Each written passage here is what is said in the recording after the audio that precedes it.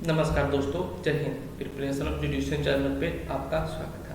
यह वीडियो दंड प्रक्रिया संहिता और भारतीय नागरिक सुरक्षा संहिता के कंपेयर पे आधारित है। माननीय गृह मंत्री श्री अमित शाह जी द्वारा 2023 के वर्ष में मानसून सत्र में भारतीय नागरिक सुरक्षा संहिता एक बिल लोकसभा में पेश किया गया है। यह केवल एक बिल का ही रूप है। भविष्य में यह यदि पास हो जाता है तो दंड प्रक्रिया संहिता के स्थान पर यह लागू हो सकता है, लागू हो जाएगा। तो यह इसके लिए आपको जान लेना इम्पोर्टेंट होगा कि पहले कौन से सेक्शन में क्या कार्य होता था, उसके स्थान पर जो भारतीय नागरिक सुरक्षा संहिता है इसमें क्या क्या मूलभूत परिवर्तन किया गया है, कौन से अधिनियम, कौन से नया सेक्शन जोड़ा गया है, कौन से चैप्टर हटा दिया गया है, कौन से चार्ट जोड़ा गया है। सब मूलभूत परिवर्तन आपके लिए बहुत ही इंपॉर्टेंट होने वाला है। मैं आपको इस वीडियो में बताऊंगा कि मुख्य तौर पर क्या क्या परिवर्तन किया गया है। पहले जो FIR 154 में होता था अब किस सेक्शन में आ गया है। पहले जो 100 धारा 144 लागू होता था, अब 144 के स्थान पर कौन सा धारा आ गया है। पुलिस किस सेक्शन के अकॉर्डिंग आपको गिरफ्तार कर सकता है। पुलिस रिपोर्ट किसी धारा में है। पहले 173 को पुलिस रिपोर्ट कहते थे, अब भारतीय नागरिक सुरक्षा संहिता का अधीन पुलिस रिपोर्ट किसको कहेंगे, तथा विचारण का क्या, कौन से सेक्शन के अंदर विचारण आ गया है, जमानत, भरण पोषण आदि से संबंधित बहुत ही महत्वपूर्ण बातें इस वीडियो में आपको बताया जाएगा। तो बिना देरी किए हुए इसको शुरू करते हैं। तो चलिए शुरू करते हैं। इसमें मुख्य तौर पर कौन सी कितनी धाराएं ऐड की गई है, फिर अध्याय तथा अनुसूचियाँ। तो चलिए मैं आपको बता दूँ। आपको पहले जान लेना आवश्यक है कि दंड प्रक्रिया संहिता CRPC में टोटल कितने सेक्शन थे। तो CRPC में टोटल सेक्शन था 484 सेक्शन था। वहीं भारतीय नागरिक सुरक्षा संहिता इसके शॉर्ट में BNSS भी कहा जाता है। इसमें आपको टोटल सेक्शन है 533। वही बात कर ले जाए CRPC में टोटल कितना सेक्शन था। CRPC में टोटल सेक्शन 37 सेक्शन था, 37 चैप्टर था। वही भारतीय नागरिक सुरक्षा संहिता में टोटल चैप्टर की संख्या है 38। दोनों में शेड्यूल था, दोनों में अनुसूची 2 था, इसमें भी 2 है, CRPC में भी 2 था। ओके, मैं आपको बता दूँ CRPC में टोटल कितना सेक्शन था 44 तथा भारतीय नागरिक सुरक्षा संहिता में 533 अर्थात सेक्शन की बढ़ोतरी की गई है। उसके साथ ही चैप्टर में बढ़ोतरी की गई, परंतु अनुसूची की संख्या सेम है। पहले 2 अनुसूची था, इसमें भी अनुसूची 2 ही है। ओके, अब इसके उद्देश्य पर बात कर लिया जाए। भारतीय नागरिक सुरक्षा संहिता का क्या उद्देश्य रखा गया है। इसका वही उद्देश्य था जो पुराने CRPC के अकॉर्डिंग था, अर्थात दंड प्रक्रिया संबंधी विधि का समेकन और संशोधन करने के लिए अधिनियम था। इसको बोल दे सकते हैं consolidated and amendment the law relating to the criminal proceeding. अर्थात जो CRPC में इसका उद्देश्य था सेम ही उद्देश्य आपको भारतीय नागरिक सुरक्षा संहिता में रखा गया है। ओके, अब इसका अधिनियम वर्ष देख लिया जाए तो CRPC का अधिनियम वर्ष था 24 मतलब भारतीय गणराज्य के 24 वर्षों में संसद द्वारा लागू किया गया था। CRPC भारतीय गणराज्य के 24 वर्ष में संसद द्वारा अधिनियमित किया गया था। वहीं इसका देख लिया जाए भारतीय नागरिक सुरक्षा संहिता को, तो भारतीय गणराज्य के 74वें वर्ष में संसद द्वारा अधिनियमित किया गया है या उस बिल में अंतर्विष्ट किया गया है। मैं ये बातें खुद से नहीं बता रहा। ओके, तो इसको भारतीय नागरिक सुरक्षा संहिता को शॉर्ट में BNSS भी बोला सकता है। ओके, तब चलिए लागू कर देख लेते हैं। CRPC में CRPC जो था कौन कौन से जगह पर लागू था, तो संपूर्ण भारत पर लागू था। तो यह भी भारतीय नागरिक सुरक्षा संहिता संपूर्ण भारत पर लागू है। ओके, इसके साथ ही साथ CRPC में प्रावधान था कि चैप्टर नंबर 8, 10 तथा 11 जो कि नहीं लागू होगा। तो कहाँ पर लागू नहीं होगा, तो नागालैंड राज्य तथा जनजाति क्षेत्र में CRPC में प्रावधान था। सेम इसी में है, और केवल चैप्टर का नंबर बदल गया है। जैसे BNSS अर्थात भारतीय नागरिक सुरक्षा संहिता में चैप्टर नंबर आ गया है 9, 11 तथा 12। यह जो चैप्टर है नागालैंड और जनजाति क्षेत्र में लागू नहीं होता है। मैं आपको बता दूँ CRPC के चैप्टर 8 में क्या था, परिशांति कायम रखने के लिए और सदाचार के लिए प्रतिबद्धता था। वही चैप्टर 10 में क्या था, तो लोक व्यवस्था और प्रशांति बनाए रखना। तथा चैप्टर 11 में क्या था, तो पुलिस का निवारक कार्यवाही। उसी के स्थान पर BNS में अर्थात भारतीय नागरिक सुरक्षा संहिता में सेम ही चैप्टर है, बस चैप्टर नंबर जो अलग है वो ऐड किया गया। अर्थात CRPC के चैप्टर 8, 10 और 11 लागू नहीं था नागालैंड और जनजाति क्षेत्र में। वही BNSS अर्थात भारतीय नागरिक सुरक्षा संहिता के चैप्टर नंबर 9, 11 तथा 12 लागू नहीं है। तो किस पे लागू नहीं है, तो नागालैंड और जनजाति क्षेत्र पर यह अधिनियम लागू नहीं करता। ओके, वैसे ही मैं बता दूँ इसमें मूलभूत परिवर्तन कहाँ पे किया गया है, तो किया गया है आपको डिफिनीशन क्लॉज में। ओके, डिफिनीशन क्लॉज में क्या है, पहले CRPC के डिफिनीशन क्लॉज में आ जाता था 2(1) डिफिनीशन क्लॉज। पहले 2 में भी था, 2 में ही था CRPC में, इसमें भी डिफिनीशन क्लॉज 2 में ही, परंतु 2(a) में पहले क्या आता था, सीआरपीसी के पहले 2 में जमानती अपराध आ जाता था, परंतु इसमें क्या किया गया है, इसमें ऑडियो वीडियो इलेक्ट्रॉनिक को सेक्शन 2 के ए में डिफिनेशन क्लॉज में रखा गया है। मैं आपको फिर से बता दूं, सीआरपीसी के डिफिनेशन क्लॉज के 2A में पहले जमानती अपराध था, वहीं आपको बीएनएसएस अर्थात भारतीय नागरिक सुरक्षा संहिता में आपको रखा गया है 2A में ऑडियो वीडियो इलेक्ट्रॉनिक को 2A में जगह दिया गया है। ओके, जितना सीआरपीसी को देख लिया जाए, सीआरपीसी में आपको जमानती था 2B में, जमानती आरोप तो ए में ही था सीआरपीसी में, परंतु बीएनएसएस में कहाँ पर रखा गया, जमानती अपराध 2B में रखा गया। ओके, तथा सीआरपीसी के 2B में क्या था, 2B में आरोप था, परंतु यहाँ पे क्या रखा गया है, आरोप इसमें C में रखा गया है, बीएनएसएस के 2C में आरोप रखा गया है। ओके, वहीं सीआरपीसी में संघीय अपराध था, C में था, वहीं बीएनएसएस में संघीय अपराध D में रखा गया है। ओके, सीआरपीसी में परिवाद था D में था, वही बीएनएसएस में आपको परिवाद E में रखा गया है। ओके, बीएनएसएस के धारा F में इलेक्ट्रॉनिक कम्युनिकेशन को रखा गया है, परंतु यह सीआरपीसी डिफिनेशन क्लॉज में नहीं था, परंतु दूसरे रूप में आईटी एक्ट के रूप में या अन्य प्रावधानों के लिए अधिनियमित था। ओके, वही मैं बता दूं हाई कोर्ट का, तो सीआरपीसी में उच्च न्यायालय की परिभाषा ई में किया गया था, परंतु बीएनएसएस में आपको जी में उच्च न्यायालय की परिभाषा मिलता है। ओके, वहीं भारत की परिभाषा सीआरपीसी के एफ में था, वहीं भारतीय नागरिक सुरक्षा संहिता में ये एच में आ जाता है। जांच जी में जांच था सीआरपीसी में, वहीं बीएनएसएस में भारतीय नागरिक सुरक्षा संहिता में या जांच आपको आई में आ जाता है। इन्वेस्टिगेशन अर्थात अन्वेषण पहले सीआरपीसी की एच में था, वहीं भारतीय नागरिक सुरक्षा संहिता में अर्थात बीएनएसएस में यह जे में आ गया। न्यायिक कार्यवाही सीआरपीसी के आई में था, वही बीएनएसएस में यह के में आ गया है। और संघीय अपराध सीआरपीसी के सेक्शन 2L में था, तो वहीं असंघीय अपराध आपके बीएनएसएस में 2M में आ गया। स्थानीय अधिकारिता आपको सीआरपीसी के सेक्शन 2J में था, वहीं स्थानीय अधिकारिता आपको बीएनएसएस के सेक्शन 2L में आ गया है। ओके, यदि महानगर क्षेत्र का परिभाषा का बात किया जाए तो महानगर क्षेत्र का जो परिभाषा था सीआरपीसी था 2K में, उसको यहाँ से हटा दिया गया। मैं आपको फिर से बता दूं, सीआरपीसी धारा 2K में जो महानगर को परिभाषित किया गया था, उसको अर्थात बीएनएसएस के डिफिनेशन क्लॉज से महानगर क्षेत्र की परिभाषा को हटा दिया गया। ओके, वो अधिसूचना को देख लिया जाए। अधिसूचना पहले सीआरपीसी की धारा 2M में था। ओके, अधिसूचना सीआरपीसी की धारा पहले 2M में था, वहीं यहाँ पर क्या किया गया है, अधिसूचना को 2M में रखा गया है। पुलिस थाने के भार साधक अधिकारी को सीआरपीसी की धारा O में रखा गया था, परंतु बीएनएसएस में यह 2P में रखा गया है। स्थान को मैं आपको बता दूं, सीआरपीसी की धारा 2P में रखा गया था, वहीं यहाँ पे Q में रखा गया है। बीएनएसएस की धारा 2Q में स्थान को रखा गया है। यदि प्लीडर का बात कर लिया जाए तो प्लीडर को रखा गया था सीआरपीसी की धारा 2Q में, वहीं पे बीएनएसएस की धारा 2R में प्लीडर को रखा गया है। अब पुलिस रिपोर्ट का बात कर लिया जाए। ओके, तो पुलिस रिपोर्ट, ओके, तो पुलिस रिपोर्ट कहाँ पे रखा गया है, तो पुलिस रिपोर्ट आपको रखा गया है, मैं आपको बता दूं, पुलिस रिपोर्ट पहले सीआरपीसी की धारा 173(2) को पुलिस रिपोर्ट माना जाता था, परंतु अब क्या है, बीएनएसएस में अर्थात भारतीय नागरिक सुरक्षा संहिता के 176 सब क्लॉज 1 को पुलिस रिपोर्ट कहा जाता है। मैं आपको फिर से बता दूं, पहले पुलिस रिपोर्ट कहा जाता है ऐसी रिपोर्ट जो 173 का सब क्लॉज 2 के तहत दिया गया, उसको पुलिस रिपोर्ट कहा जाएगा, परंतु अब पुलिस रिपोर्ट उसको कहा जाएगा बीएनएसएस के अकॉर्डिंग 176 के सब क्लॉज 1 के अंतर्गत जो आता है उसको पुलिस रिपोर्ट कहा जाएगा। ओके, मैं आपको बता दूं, पुलिस रिपोर्ट सीआरपीसी में 2R में परिभाषित था, वहीं बीएनएसएस में यह परिभाषित है 2S में परिभाषित है।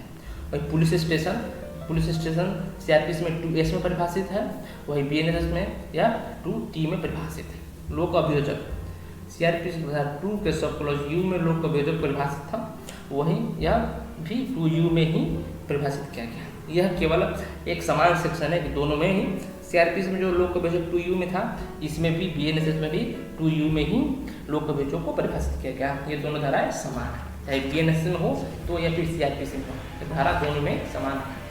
वहीं उपखंड को देख लिया जाए तो सीआरपीसी की धारा 2K में उपखंड था, यहाँ पर भी 2K में ही उपखंड है। बीएनएसएस की धारा 2K में भी उपखंड को रखा गया है।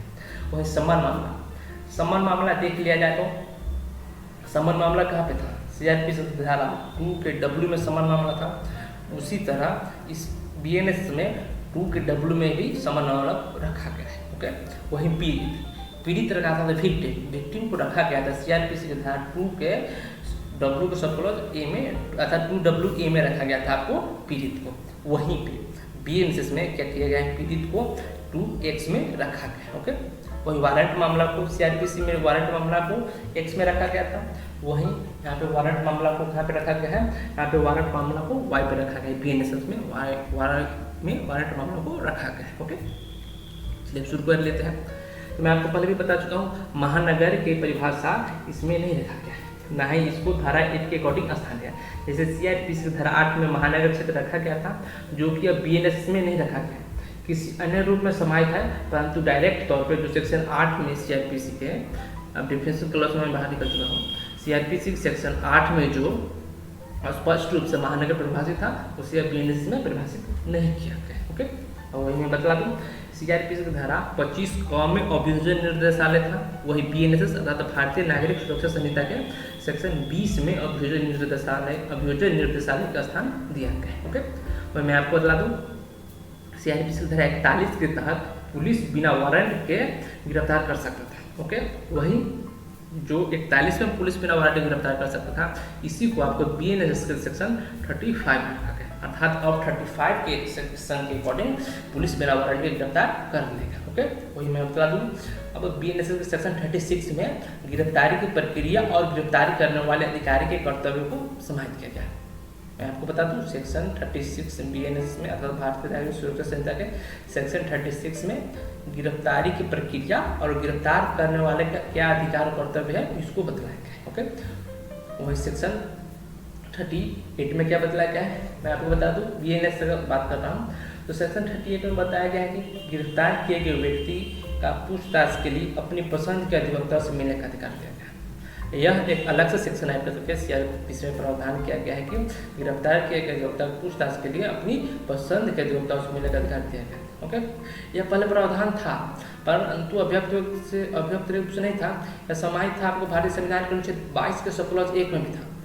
आर्टिकल 22 के सब क्लॉज भारतीय संविधान के अनुच्छेद 22 के सब क्लॉज 1 में यह समाहित है कि अपने पसंद के अधिवक्ता से मिलने दिया जाए। ओके, तथा अपना प्लेटर किया जाए। इसके साथ ही साथ मैं आपको बता दूँ, सीआरपीसी धारा 303 में भी यह प्रावधान है कि अपने पसंद या अपनी रुचि के अधिवक्ता से परामर्श करने का प्रावधान किया गया है। सीआरपीसी धारा 303 में भी है, पहले से था। ओके, परंतु नया के तौर पर इसमें सेक्शन 37 में समाहित किया गया है, बीएनएस सेक्शन 38 में, सॉरी 37 में बना था। ओके, हम देख लेते हैं सेक्शन 39 में क्या बताया गया है, बीएनएस के नाम और निवास स्थान बताने से इनकार करने पर गिरफ्तार। यह प्रावधान आपको पहले पे कहा था, आपको याद होना चाहिए। जैसे सेक्शन 42 सीआरपीसी में था कि नाम और निवास स्थान बताने से यदि इनकार करता है तो उस व्यक्ति की गिरफ्तार किया जाता था बीएनएस के सीआरपीसी सेक्शन 42 के तहत। इसी को आपको बीएनएस सेक्शन 39 में समाहित किया गया। ओके, पहले जो प्राइवेट व्यक्ति द्वारा गिरफ्तारी किया जाता था, मैं आपको बता दूँ, प्राइवेट व्यक्ति के द्वारा गिरफ्तारी किया जाता था, वह पहले सेक्शन 43 के तहत किया जाता था सीआरपीसी। ओके, परंतु अब यही बातें बीएनएस सेक्शन 40 के तहत प्राइवेट व्यक्ति द्वारा गिरफ्तारी और ऐसे गिरफ्तारी की प्रक्रिया का प्रावधान रखा गया सेक्शन 40 के अंतर्गत। ओके, वही मैं आपको बता दूँ, सेक्शन 44 पहले सीआरपीसी सेक्शन 44 में मजिस्ट्रेट द्वारा गिरफ्तारी था, परंतु अब इसको क्या किया गया, बीएनएस सेक्शन 41 के तहत मजिस्ट्रेट द्वारा गिरफ्तारी का प्रावधान रखा गया। ओके, ये सेक्शन का नंबर केवल बदला है, मूल जो परिवर्तन केवल सेक्शन के नंबर में ऊपर नीचे कर दिया, परंतु मुख्य तौर पर बात वही रखी गई है। आगे कुछ सेक्शन में परिवर्तन किया गया, जिसमें मैं आपको स्पष्ट तौर पर बतला दूंगा कि इसमें मुख्य तौर पर क्या क्या परिवर्तन किया गया। ओके, चलिए अब वही देख लेते हैं। सीआरपीसी के सेक्शन 45 के तहत क्या था, सशस्त्र बलों की गिरफ्तारी से संरक्षण प्रदान किया गया था सीआरपीसी सेक्शन 45 के तहत। ओके, इसी बात को आपको बीएनएस अर्थात भारतीय नागरिक सुरक्षा संहिता के सेक्शन 42 के तहत सशस्त्र बलों की गिरफ्तारी से संरक्षण का प्रावधान रखा गया है। ओके, वही मैं आपको बता दूँ, सीआरपीसी के सेक्शन 61 के तहत समन जारी होता था, अर्थात सीआरपीसी सेक्शन 61 के तहत समन जारी होता था, परंतु बीएनएस में समन जारी होगा आपको सेक्शन 63 के तहत। ओके, और मैं आपको बता दूँ, गिरफ्तारी के वारंट का प्रारूप और अवधि सीआरपीसी सेक्शन 70 में समाहित था, यही बात आपको BNSS सेक्शन 73 में समाहित किया गया। ओके, तथा फरार व्यक्ति के लिए उद्घोषणा CRPC सेक्शन 82 में 82 में होता था, 82 में उद्घोषणा जारी किया जाता था। वही बात ही आपको कहाँ पे हो जाएगा, सेक्शन 84 में क्या होगा, फरार व्यक्ति के लिए उद्घोषणा जारी किया जाएगा। ओके, तथा मैं ही बता दूँ आपके साथ साथ, पहले CRPC के सेक्शन 106 में क्या होता था, 2 स्थिति पर प्रशांति कायम होता था। CRPC के सेक्शन 106 में 2 स्थिति पर प्रशांति कायम होता था। कितने समयों के लिए प्रशांति कायम होता था, 3 साल के लिए प्रशांति कायम होता था। सेम बात अब BNSS सेक्शन 125 में रखा गया।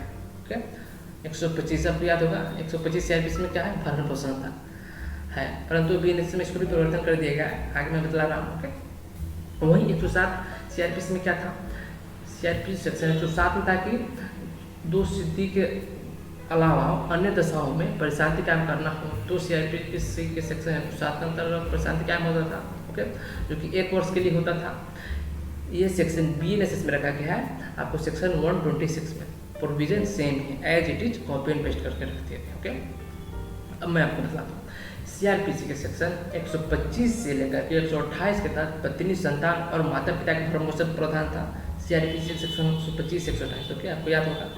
अब इसको क्या किया गया है, अब इसको रखा गया है BNSS के सेक्शन 144 से लेकर के 147 के बीच में रखा गया है। ओके, अब देख लेते नेक्स्ट बात कहा जाता है, जो पहले 144 धारा लागू हो जाता था अर्जेंट मामलों में शांति बनाए रखने के लिए, मतलब धारा 144 लग गया है, कार्यपालक मजिस्ट्रेट द्वारा, एग्जीक्यूटिव मजिस्ट्रेट द्वारा की धारा या फिर न्यायालय द्वारा 144 सेक्शन लागू हो गया है। ओके, जो पहले सेक्शन CRPC में 144 था, इसी सेक्शन को अब रख दिया गया है BNSS में सेक्शन 163 में रख गया था।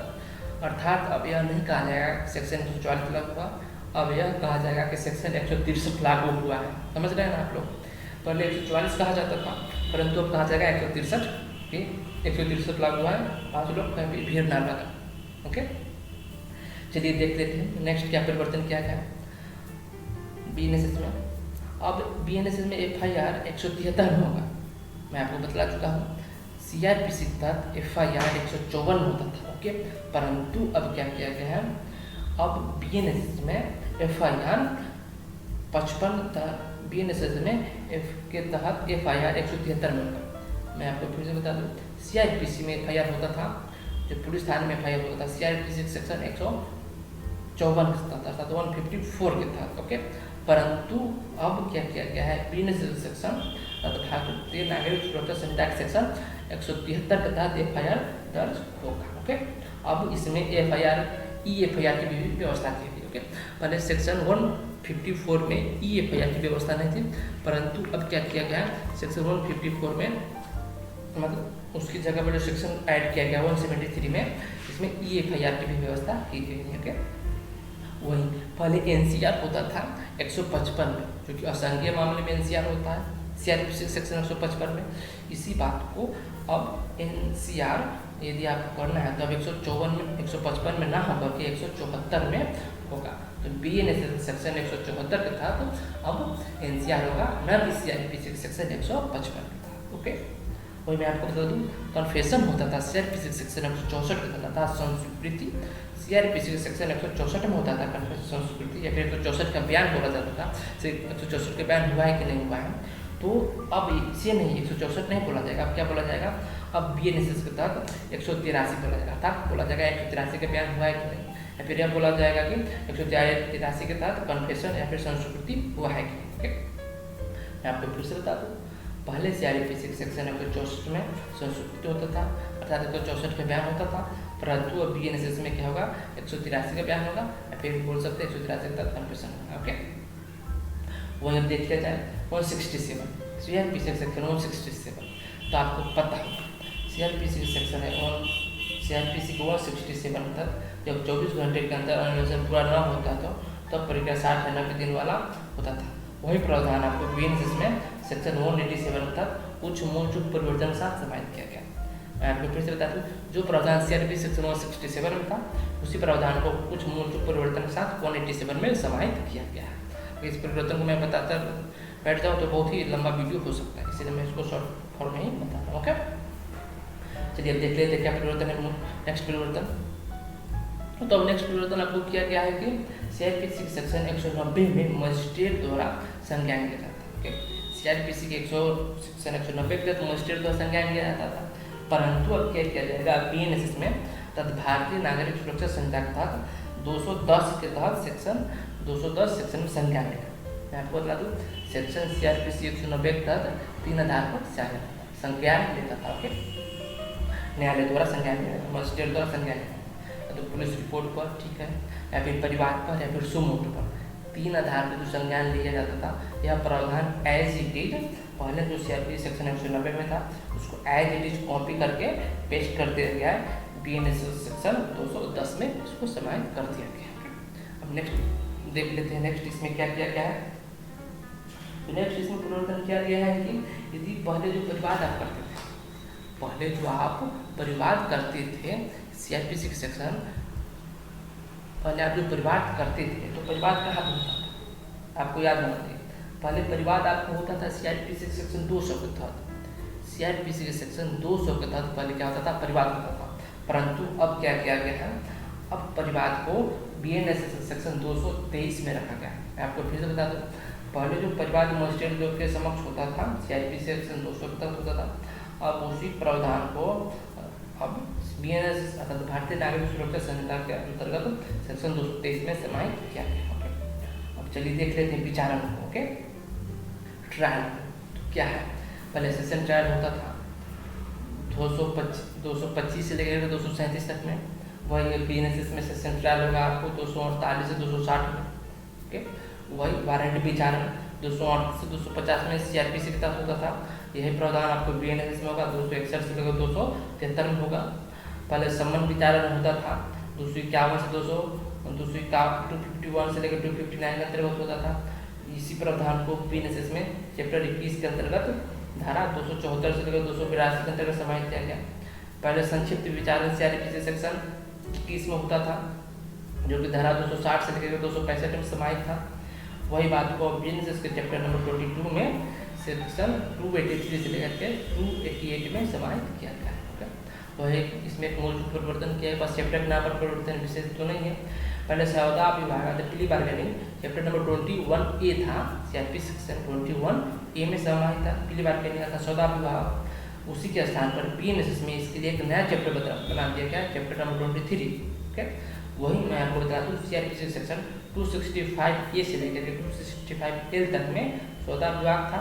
उसी बात को आपको BNSS में चैप्टर नंबर 23 के तहत धारा 289 से लेकर 300 के अंतर्गत समाहित किया गया। ओके, वही मैं आपको बता दूँ साक्ष्य के भावभंगी।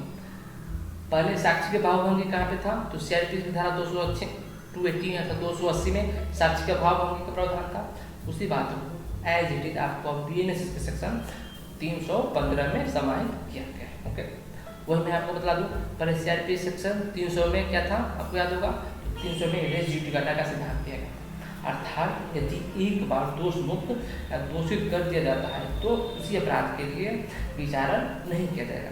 यह प्रावधान पहले CRPC के सेक्शन 300 में था, उसी को एज इट इज अब रख दिया गया है BNSS के सेक्शन 338 में रख दिया गया, अर्थात 338 में समाहित कर दिया गया। ओके, अब देख लेते हैं CRPC सेक्शन 320 में क्या था, आपको याद होना चाहिए।